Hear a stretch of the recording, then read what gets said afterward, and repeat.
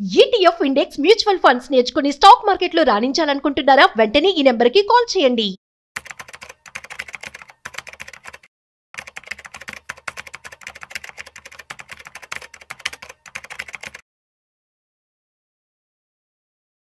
Sir నమస్తే sir, Sundararamareddy గారు. నమస్తే sir. Welcome to Vishnu talks. So Sundararamareddy గారు, బ్యాంక్ నిఫ్టీకి సంబంధించి సెబీ ఒక కీలక నిర్ణయం తీసుకుందంటూ కూడా నిన్నటి నుంచి మనకి నేషనల్ లెవెల్లో న్యూస్ రావడం జరిగింది. సో బ్యాంక్ నిఫ్టీ వెయిటేజ్ను పెంచేందుకు, అంటే ఇప్పటి వరకు ఏవైతే బ్యాంకుకి సంబంధించిన 12 కంపెనీస్ ఉన్నాయో ఆ 12 కంపెనీస్కి మరొక 2 కంపెనీలు యాడ్ చేసి మొత్తంగా ఒక 14 బ్యాంకులుగా చేసి సో బ్యాంక్ నిఫ్టీ వెయిటేజ్ పెంచాలంటూ కూడా సెబీ కీలక నిర్ణయం తీసుకుంది. ఇది కూడా డిసెంబర్ నుంచి లైమ్ లైట్ లోకి రాబోతుందంటూ కూడా వార్తలు వస్తున్నాయి. సో ఏంటి అసలు ఇక్కడ ట్రేడర్స్ కానీ ఇన్వెస్టర్స్ కానీ తప్పనిసరిగా తెలుసుకోవాల్సిన విషయాలు ఏంటి? ఇప్పటి వరకు ఏంటంటే బ్యాంక్ నిఫ్టీ అంటే 12 బ్యాంక్స్ ఉంటాయండి. ఆ 12 బ్యాంక్స్ లో కూడా HDFC bank and ICI bank ఎక్కువ వెయిటేజ్ ఉంటుంది. మనం మొత్తం కనుక మనం చూసుకుంటే ఈ బ్యాంక్ నిఫ్టీలో అండ్ హెచ్డిఎఫ్సి బ్యాంక్ ఒక్కదానికే 28% వెయిటేజ్ ఉంటుంది, 28 అనమాట. అండ్ ఐసిఐసిఐ బ్యాంక్ 24% వెయిటేజ్ ఉంటుంది. ఈ రెండు కలిపేసామనుకోండి మోర్ దెన్ 50% వెయిటేజ్. అంటే ఈ రెండింటిని షిఫ్ట్ చేశారంటే బ్యాంక్ నిఫ్టీ ఆటోమేటిక్ పైకి పోద్ది. ఈ రెండింటిని షార్ట్ కొట్టామంటే బ్యాంక్ నిఫ్టీ ఆటోమేటిక్ కింద పడుతుంది. అందుకని పెద్ద పెద్ద ఇంటర్నేషనల్ ప్లేయర్స్ అందరు కూడా ఈ బ్యాంక్ నిఫ్టీలో ఏంటంటే ఈ రెండింటిని కంట్రోల్ చేసుకుంటూ బ్యాంక్ నిఫ్టీతో ఆడుకునేవాళ్ళు. అంటే వీటికి జలుబు చేస్తే అక్కడ తుమ్లే ఇంకా ఆ బ్యాంక్ నిఫ్టీకి.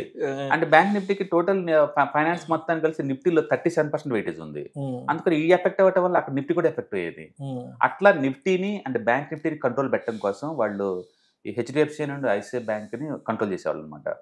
ఇప్పుడు మిగతా మనం చూసాం అనుకోండి, HDFC bank 28% weightage, ICICI bank 24% weightage, కొటాక్కి 9% వెయిటేజ్, అండ్ ఎస్బీఐకి 9% వెయిటేజ్, తర్వాత యాక్సిస్ బ్యాంక్కి 8.7% weightage, and federal bank 3% weightage, and ఐడిఎఫ్సికి 3% weightage, and Indus bank 3% weightage, AU bank 2% weightage, bank of Baroda 3% weightage, Punjab national bank 2% weightage, Canara bank 2.7 ఉండేది.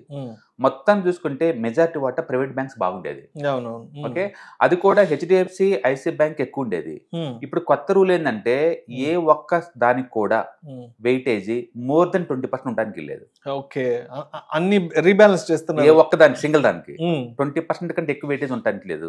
ఈ డేటా ప్రకారం HDFC and ICI bank effect కాబోతున్నాయి. ఒక్కొక్కటి 4,000 కోట్ల మార్కెట్ క్యాపిటల్ తగ్గబోతుంది ఇప్పుడు.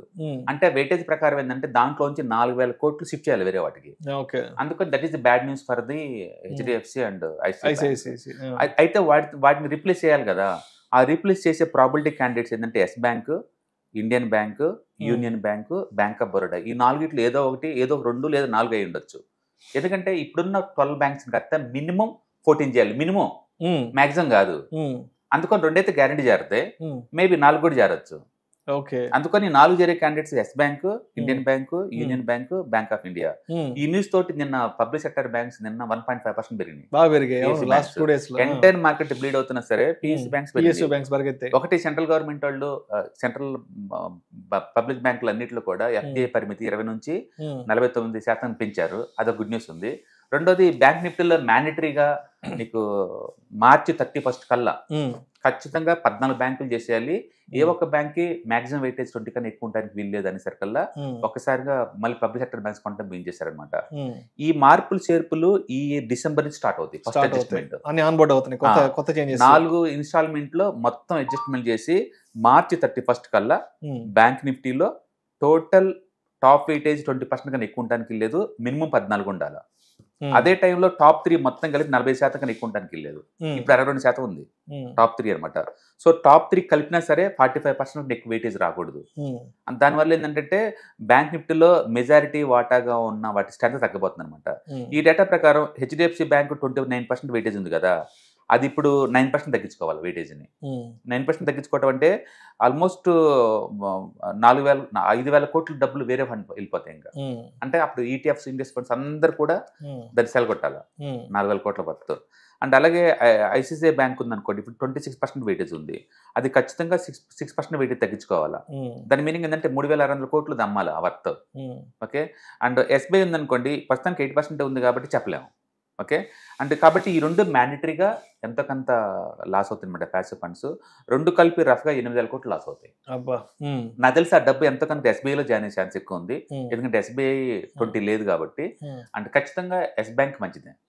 Yes Bank and remaining banks ఏదైతే మనం 4 అనుకుంటున్న ప్రాబిలిటీ ఉన్న బ్యాంక్స్ వాటికి గుడ్ న్యూస్ అనమాట. అంటే Yes Bank, Indian Bank, Union Bank, Bank of Baroda ఈ 4కి మంచిదై ఉండొచ్చు. బహుశా 4 చేరొచ్చు, 4లో 2 అయితే ఖచ్చితంగా చేరుతాయి. బట్ అంటే ఇంత పెద్ద షాకింగ్ న్యూస్ అంటే ప్రైవేట్ సెక్టార్ కి ఇంత పెద్ద షాకింగ్ న్యూస్ లో కూడా బట్ పిఎస్యు సెక్టార్ మాత్రం చాలా మంచి ర్యాలీ వచ్చింది ఇందాక మీరు చెప్పినట్టు. బేసికల్ గా ఏంటంటే గుడ్ న్యూస్ ఒకటి ఉంది.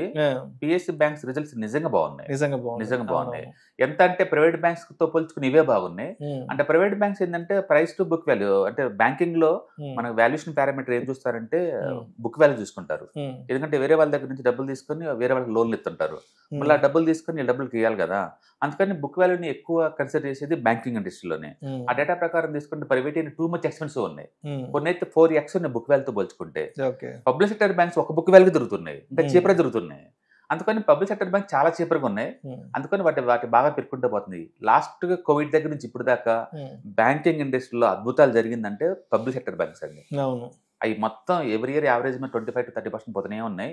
ఈ సంవత్సరం కూడా బాగా ఉంది, ఆ సెక్టరే బాగుంది. అంటే ఒకప్పుడు పిఎస్యు స్టాక్స్ ఎలా ఉండేటైతే ఏదో దూరంగా విసిరేసినట్టు అన్నట్టుగా ఉండేది. బట్ అంటే ఒకప్పుడు టెక్నాలజీ దూరంగా ఉంటారు, అంటే కరప్షన్ ఎక్కువ ఉండేది. బట్ ఒక విషయం మనం గుర్తుపట్టాలా, అండ్ ఎప్పుడైతే సెంట్రల్ గవర్నమెంట్ కి మోడీ గవర్నమెంట్ వచ్చేసిందో అప్పటి నుంచి గుజరాత్ లో ఉన్న మోడల్ ఏదైతే ఉందో, గుజరాత్ లో అన్ని government companies profit making companies, ఆ మోడల్ ని సెంట్రల్ లెవెల్లో ఇంప్లిమెంటేషన్ చేశాడు. దాంతో మిదాని కావచ్చు, బిహెచ్ఎల్ కావచ్చు, ఎన్టీపీసీ కావచ్చు, పిఎస్యు బ్యాంక్స్ కావచ్చు, మొత్తం కూడా స్ట్రక్చరల్ గా అన్ని క్లూస్ తీసుకున్నాయి. పైగా టెక్నాలజీ అంత ఇంటిగ్రేషన్ పెరుగుతుంది కదా. ఇప్పుడు కొత్తగా ఇంకా బ్యాంక్స్ మొత్తం మెర్జ్ అయ్యి లాస్ట్ కి 8 అవుతున్నాయి. కాబట్టి ఇంకా ఎఫిషియన్సీ పెరిగే ఛాన్స్ ఎక్కువ ఉంది. అండ్ ఆయన కూడా చాలా సందర్భాల్లో పిఎస్యు స్టాక్స్ కి సంబంధించి, పిఎస్యు సెక్టార్ కి సంబంధించి పార్లమెంట్ లో కూడా చాలా సందర్భాల్లో ఓపెన్ గా మాట్లాడారు కూడా. ఒకటైతే నిజం, అంటే ప్రైవేట్ వాళ్ళకి ఇంత ముందులాగా ఎఫిషియన్సీ ఉంది, గవర్నమెంట్ దగ్గర ఎఫిషియన్సీ లేదు అనుకోవడానికి ఏం లేదు. పర్టికులర్ గా అసలు బ్యాంకింగ్ ఇండస్ట్రీ అయితే దుమ్ము లేపుతున్నాయి పర్ఫార్మెన్స్ పరంగా. అంటే ప్రైవేట్ వాటిని ఛాలెంజ్ చేస్తున్నాయి డైరెక్ట్ చెప్పాలంటే అవి. అంటే దాంతో డిపాజిట్స్ కలెక్ట్ చేయడం కూడా పబ్లిక్ సెక్టర్ బ్యాంక్స్ ఈజీ అయిపోతుంది. ప్రైవేట్ చాలా టఫ్ గా ఉంది, ఎందుకంటే మ్యూచువల్ ఫండ్ ఇండస్ట్రీ నుంచి సీరియస్ గా పోటీ వస్తుంది అన్నమాట ప్రైవేట్ బ్యాంక్స్ కి. కాబట్టి ముందు రోజుల్లో కూడా ఇంకా పబ్లిక్ సెక్టర్ బ్యాంక్స్ ముందు పోయే ఛాన్స్ ఎక్కువ ఉంది. అంటే ఇప్పుడు ఈ న్యూస్ వల్ల ఏంటంటే బ్యాంక్ నిఫ్టీలో మ్యానిపులేషన్ తగ్గి ఒక స్టాండర్డేషన్ వచ్చింది అనమాట. ఎప్పటి నుంచి ఎదురు చూస్తున్నారు యాక్చువల్ గా వీటి పర్సంటేజ్ తగ్గించాలని. ఈవెన్ ఐటీ నిఫ్టీలు కూడా ఒక టీసీఎస్, ఇన్ఫోసిస్ 2 కలిపి 50% కంట్రోల్ చేస్తాయి. అంటే ఆ ఇండెక్స్ ని పడగొట్టాలంటే ఈ రెండింటిని టచ్ చేస్తే చాలు. అట్లా ఉన్నప్పుడు ఏంటంటే పెద్దోళ్ళు ఏం కావాలి టచ్ చేయొచ్చు కదా ఇండెక్స్ ని.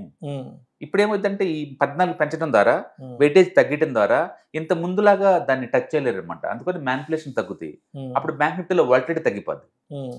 ఇప్పుడు నిఫ్టీ ఉందనుకోండి, అది మంత్లీ యావరేజ్ 1% మూవ్ అవుతుంది. బ్యాంక్ నిఫ్టీ అలా కాదు, పైన +2 కానీ -2 కానీ మూవ్ అవుద్ది. నిఫ్టీతో పోల్చుకుని 2 times ఎక్కువ జరిగింది. ఎందుకు అంటే 2 కంపెనీస్ కంట్రోల్ చేస్తున్నాయి కాబట్టి. ఇక్కడ నిఫ్టీ అలా కాదు, నిఫ్టీలో అలా ఉండదు అనమాట కంట్రోల్. బట్ డెఫినెట్ గా ఇది మంచిదండి, అండ్ వాలటిలిటీ తగ్గింది డెఫినెట్ గా దీని ద్వారా. సో అంటే మొత్తానికి ట్రేడర్ పాయింట్ ఆఫ్ వ్యూలో, ఇన్వెస్టర్ పాయింట్ ఆఫ్ వ్యూలో మనం ఇక్కడ నుంచి తీసుకోవాల్సిన విషయాలు వాలటిలిటీ తగ్గబోతుంది. ఫైనాన్స్ సెక్టర్ లో వాలటిలిటీ తగ్గబోతుంది. ఇంత ముందులాగా మ్యానిపులేషన్స్ కి స్కోప్ తగ్గబోతుంది. ఒకప్పుడు ఫైనాన్స్ సెక్టర్ ఊపాలంటే 2 స్టాక్స్ తోనే ఏం కావాలని టచ్ చేసేవాళ్ళు. ఇక ముందు చేయలేరు అంటున్నాను. ఆ వెయిటేజ్ తగ్గించారు కాబట్టి వాళ్ళు చేయలేరు. కాబట్టి ఇండెక్స్ ని పడగొట్టాలంటే ఇంత ముందు రిలయన్స్, హెచ్డిఎఫ్సి, ఐసి మూడింటిని టచ్ చేస్తే ఇప్పుడు వెయిటేజ్ తగ్గడం ద్వారా ఏంటంటే మార్కెట్ లో వాలటిలిటీ తగ్గింది. అంటే పెద్ద ప్లేయర్స్ యొక్క ఆటలు సాగవు ఇంత ముందులాగా. సో మొత్తానికి ఫర్దర్ గా బ్యాంక్ నిఫ్టీలో పబ్లిక్ సెక్టర్ బ్యాంక్స్ కీలక పాత్ర పోషించబోతున్నాయి. Thank you sir, thank you so much. Hi, నేను మీ సుందర రామిరెడ్డి. ఈ వాలటిలిటీ మార్కెట్లో మనీ ఎలా మేక్ చేయాలని ఆలోచిస్తున్నారా? అంటే స్టాక్ మార్కెట్ బాగా బ్లీడ్ అవుతున్న ఈ టైంలో పోర్ట్ఫోలియోస్ అన్ని కూడా బ్లీడ్ అవుతున్నాయా? అండ్ ఈ వాలటిలిటీని ఎలా హ్యాండిల్ చేయాలి, లాంగ్ టర్మ్లో మంచి పోర్ట్ఫోలియో ఎలా బిల్డప్ చేయాలో ఆలోచిస్తున్నారా? అలాంటి వాళ్ళ కోసమే ఈ వెబినార్. రాబోయే ETFs, index funds and mutual funds వెబినార్లో పార్టిసిపేట్ చేయండి. మీ నాలెడ్జ్ పెంచుకొని రిస్క్ని మినిమైజ్ చేసుకోండి. స్టాక్ మార్కెట్లో ఉన్న ఇలాంటి వాలటిలిటీని ఎలా హ్యాండిల్ చేయాలో తెలుసుకోండి. Thank you.